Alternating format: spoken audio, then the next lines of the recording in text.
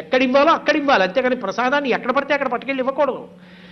ఎవరు యోగ్యులో వారికి పిలిచి పిలిచి ఇవ్వాలి ప్రసాదాన్ని. ఎందుకో తెలుసా?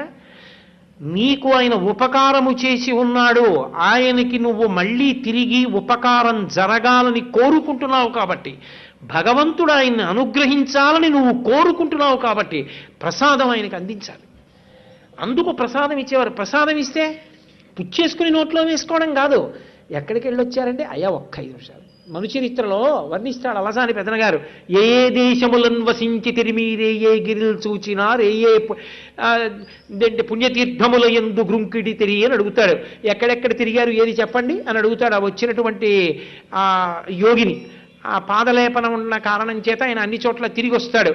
కాబట్టి అటువంటి స్థితిలో తీర్థయాత్ర చేసి వచ్చిన వ్యక్తిని కూర్చోపెట్టి అడుగుతారు. అడిగితే అయ్యా ఆయన స్వామి పుష్కరిణికి వెళ్ళానండి, అబ్బాయి